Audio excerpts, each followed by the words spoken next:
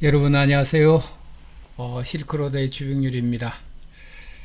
오늘이 9월 21일 수요일이 되네요.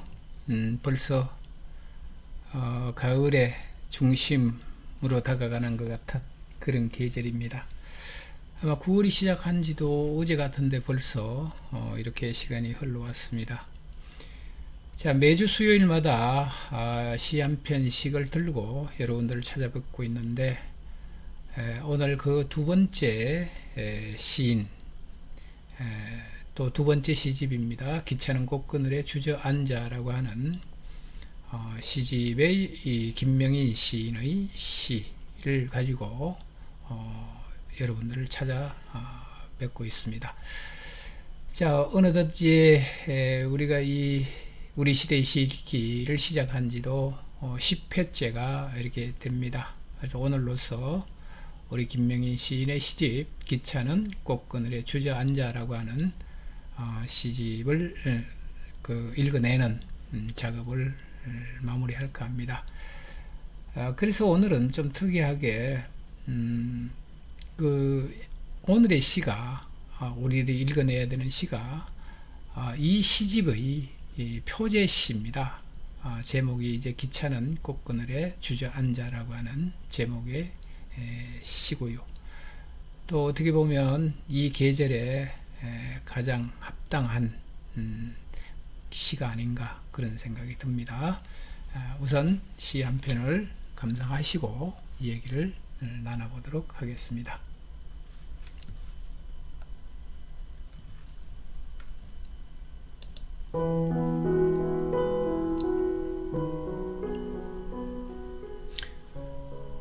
기차는 꽃그늘에 주저앉아.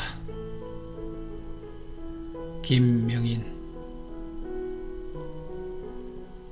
졸음기 그덕 햇살로 쟁여졌으니 이곳도 언젠가 한 번쯤은 와본 풍경 속이다. 화단의 잠이 늦여름 한낮을 꽃방석 그늘로 펼쳐 놓았네.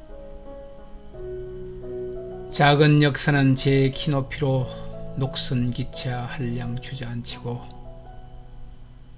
허리 아래쪽만 꽉 깨물고 있다. 정오니까 나그네에겐 분별조차 고단하니 기다리는 동안 나도 몇만 톤 졸음이나 그늘 안쪽에 부려놓을까. 불멸불멸하면서 평생 떠도느라 빚졌으니 모로 고개 꺾인 저 승객도 이승이란 낯선 대합실 깨어나면 딱딱한 나무오자점으로 여길 것인가.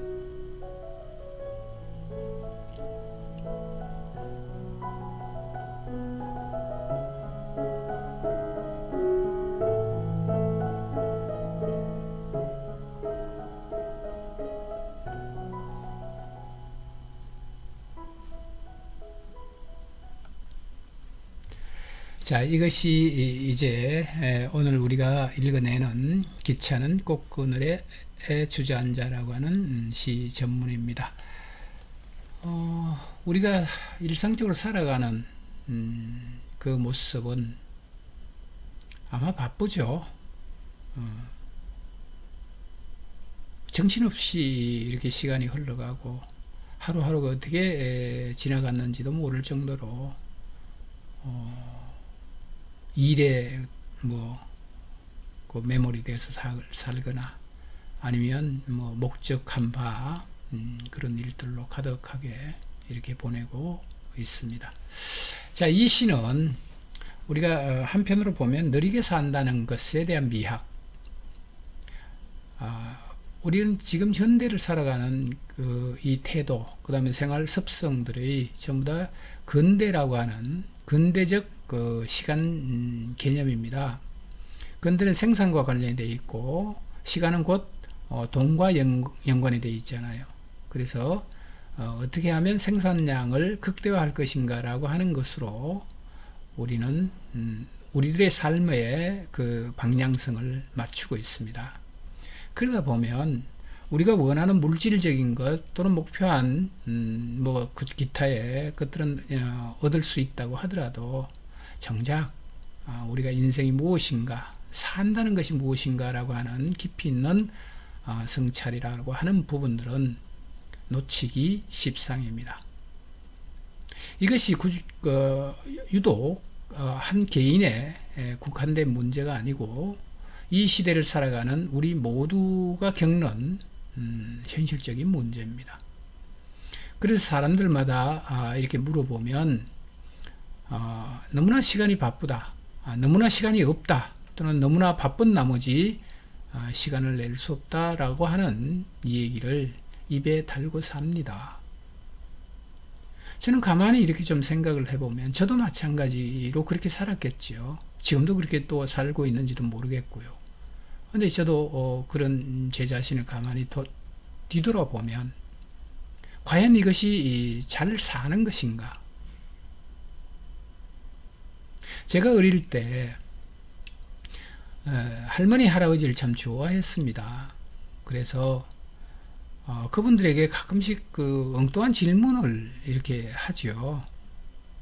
아마 지금 기억으로는 그분들의 연세가 한 60대 중반이나 70대 정도 되신 그 어르신들인데 그 어르신들에게 묻습니다. 인생 한평생을 그렇게 사셨는데 지금 뒤돌아보니 인생이 무엇이라고 생각하시는가? 라고 여쭤보면 하나같이 그분들이 어떻게 지나간지 모르겠다. 눈 깜짝할 사이에. 정말로 생각하고 싶지 않지만 너무나 허망하게 지나가 버렸다. 인생이 무엇이라고 말할 것도 없이 또는 말할 거리도 없이 살아왔다.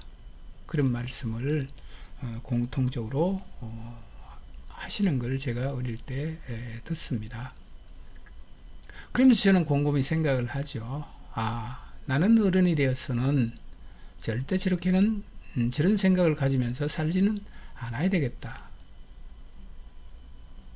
그런데 어느덧 저도 세월이 가고 이제 제가 걸어온 삶의 한 부분들을 되돌아볼 수 있는 그 시간까지는 됐습니다. 그렇게 되돌아보니까 저 역시도 남는 게 없습니다. 하루하루를 죽기 살기로 그야말로 그 숨이 턱에 받칠 정도로 이렇게 벅차게 살았죠. 그것이 잘 사는 것으로 생각을 하고 달려왔습니다. 그런데 정작 내 안에 남은 나의 삶의 한 풍경들은 을신연스럽고 삭막하고 기억할 것이 별로 없다라고 하는 사실에 대해서 요즘 지극히 저는 당황을 하고 있습니다. 제 개인적으로는 그래도 시를 좋아하고 또 시를 쓰기도 하면서 그래도 많은 생각을 하면서 살아왔다라고 생각을 함에도 불구하고 가만히 뒤돌아보니 그 속에 과연 무엇이 남았던가라고 하는 생각을 하게 됩니다. 자, 그런 측면에서 귀찮은 꽃그늘에 주저앉아라고 하는 이 시를 들여다보면 우리가 근대적 삶 또는 생산 위주의 삶, 이것을 선택하고 있는 현대인들의 삶에 있어서 느리게 산다는 것이 얼마나 중요한 것인가 라고 하는 부분들을 얘기하고 있습니다. 자, 여러분들과 같이 한번 읽어 내려가면서 말씀을 드리도록 하겠습니다. 귀찮은 꽃그늘에 주저앉아. 참 아름다운 제목의 시죠. 귀찮은 꽃그늘에 주저앉아라고 하는 그 자체는 일종의 기차라고 하는 것은 일종의 도구고 기계죠. 우리들의 필요에 의해서 만들어진 또는 쓰여지는 그런 도구지만 길이라고 하는 측면 또는 길항이라고 하는 측면으로 이렇게 듣다 보면 아마 인생일 겁니다. 인생. 그 인생이 멈추지 않고 달려왔던 그 길을 잠시 접어두고 이제는 꽃그늘에 주저앉아서 관망을 하고 있는, 또는 뭐 관조라고 해도 될까요? 관조를 하고 있는 그 풍경입니다. 자, 조롱기 그득 햇살로 정해졌으니, 여러분들도 그렇지만 저도 그런 풍경들을 어릴 때는 봅니다. 요즘 그런 풍경을 잘 볼 수가 없는데, 무슨 풍경이냐 하면 어르신들이 창문가에 이렇게 기대 서서 또는 거기 앉아서 돗자리를 깔고 이렇게 앉아서 햇살을 받으면서 졸고 있는 모습을 가끔씩 이렇게 보죠. 물론 그분들이 일평생 달려왔던 그 이제 젊음이죠. 힘 뭐 이런 것들이 다 소진하고 기력이 쇠하셔서 좋은 그런 모습일 수도 있겠지만, 저는 그 모습을 보면서 그런 생각을 했습니다. 이 기차와 같이 멈추지 않고, 또 때로는 멈추고 싶지만 멈출 수 없이 달려왔던 그 삶입니다. 그 삶을 이제는 내려놓고 휴식을 취하는 그런 모습으로 저는 봐왔습니다. 자, 마찬가지로 조롱기 그득 햇살로 쟁여졌으니 이것도 언젠가 한 번쯤은 와본 풍경이다, 이렇게 노래하고 있습니다. 맞습니다. 우리 인간은 우리의 내면 속에 그것이 무의식이든 의식이든 간에 어떤 사실에 대한 정보가 내재되어 있지 않다면 우리는 결코 그 대상을 또는 그 의미를 반추할 수 없습니다. 마찬가지로 이 시의 화자인 김명인 시인께서도 조롱기 그득 햇살로 정겨졌으니 이것도 언젠가 한 번쯤 와본 풍경이다라고 하는 이 잔상은 아마 시인이 내면 속에서 언젠가 또는 시인이 의식하지 못하는 그 시간 동안 쟁여졌던 기억일 겁니다. 그 기억을 화자 자신과 연관을 지어서 생각을 해 보는 거죠. 그래서 화단의 잠이 늦여름 한낮을 꽃방석 그늘로 펼쳐놓았네. 참 아름다운 시입니다. 화단의 잠이 늦여름 한낮을 꽃방석 그늘로 펼쳐놓았네. 제가 오늘은 자꾸 이제 어르신들에 대한 얘기를 하고 있는데요. 아마 어르신들이 옹기종기 이렇게 해바라기를 하면서 뭐 수담 뭐 한담을 나누는 그 풍경들을 이렇게 보면 글쎄요, 꽃방석을 둘러서 앉아 있는 그런 모습이 가끔씩 이렇게 상상이 되기도 합니다. 마찬가지로 이 시에서도 화단의 잠이 늦어놓은 한낮을 꽃방석 그늘로 펼쳐놓았다라고 하는 이 세계는 아까 제가 말씀을 드린 것처럼 목적과 소유와 이런 것들을 다 내려놓고 난 뒤에 한때입니다. 한때의 모습이죠. 그 모습은 곧 꽃방석과 같이 아름다운 모습이고, 이제 더위나 추위나 그런 것들도 아랑곳하지 않고 그런 것들을 체감할 수 없을 정도로 여유로운, 또는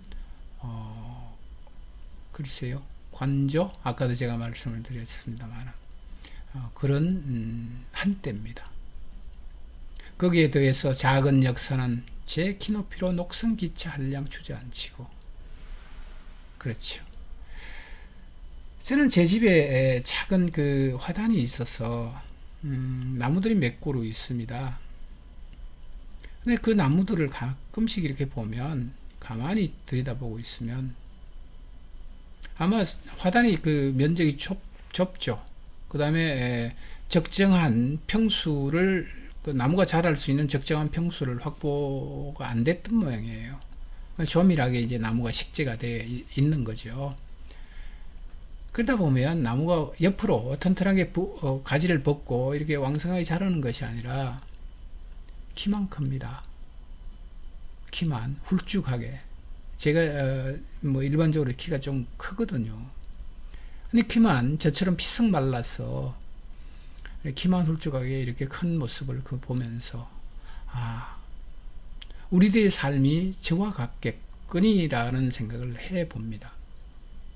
무슨 소린가 하면 나무들은 필수적으로 광합성 작용을 해야 생장을 할 수가 있습니다.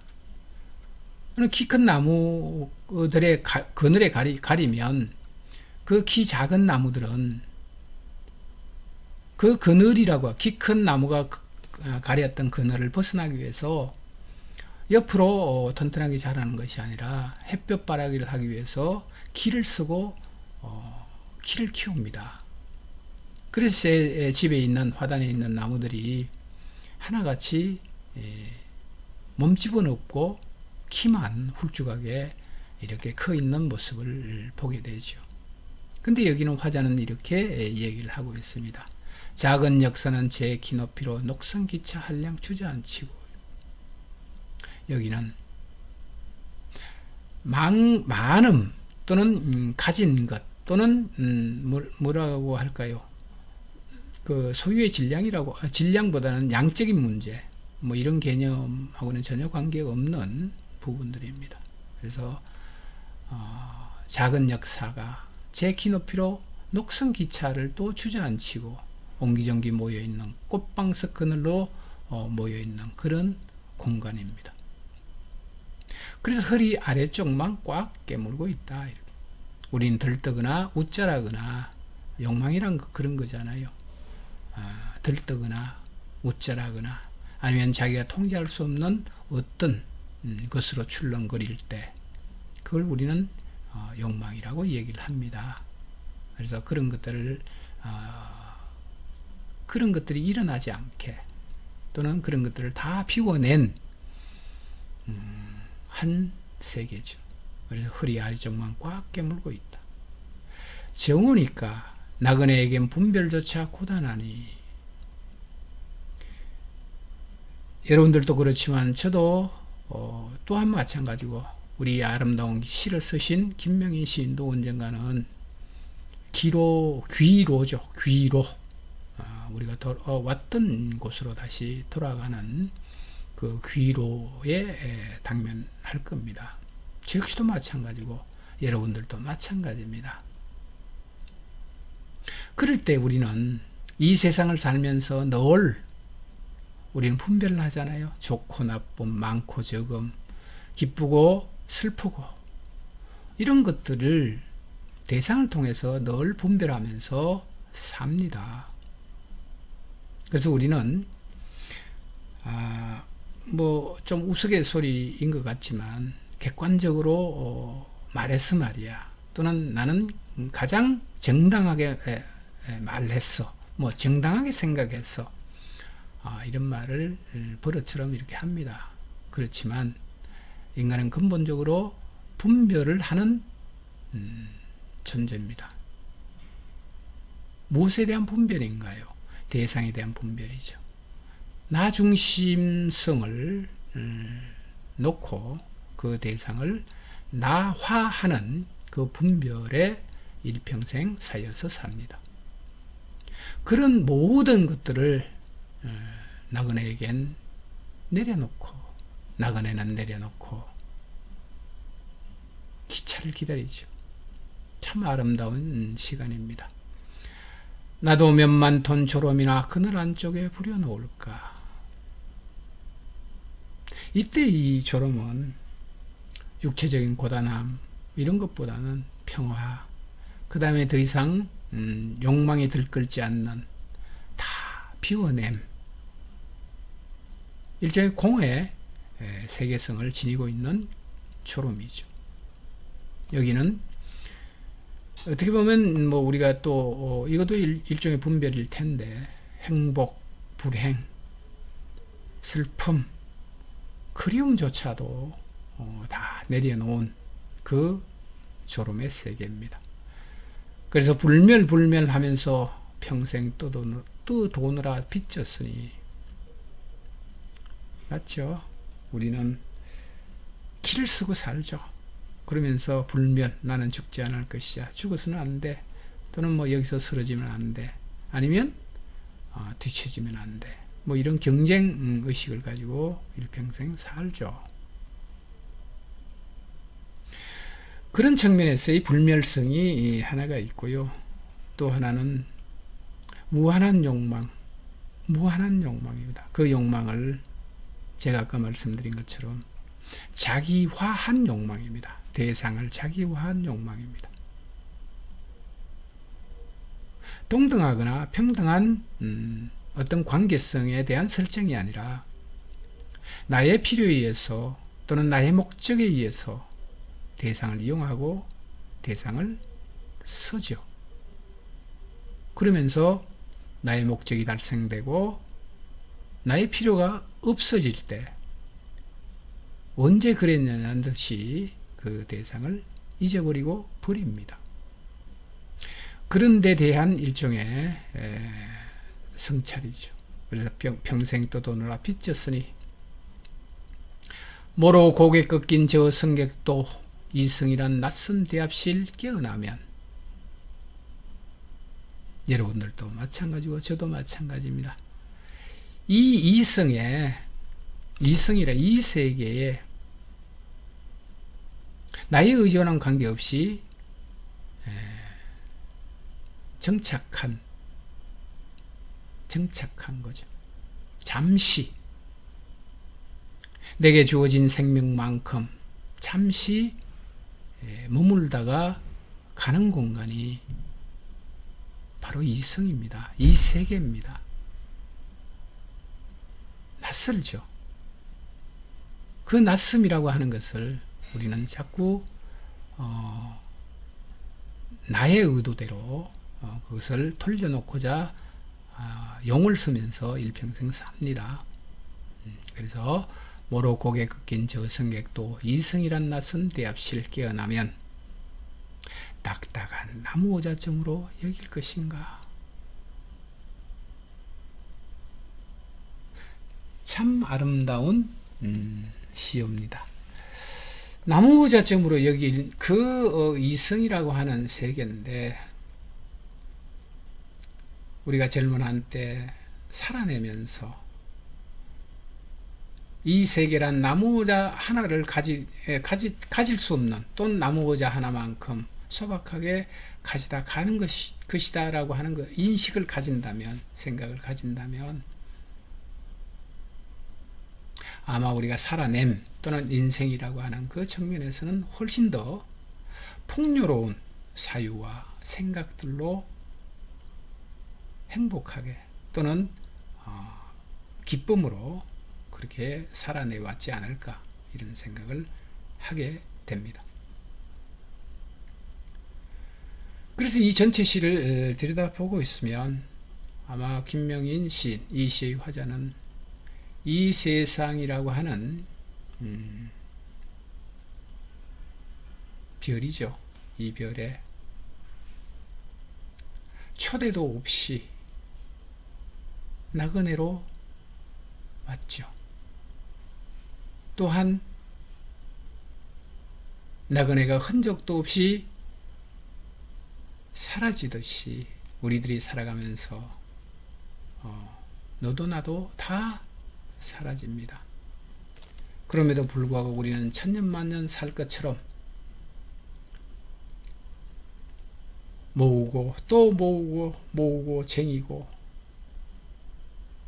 경상도 말로 꽁쳐놓고 뭐 이런 행위를 하죠.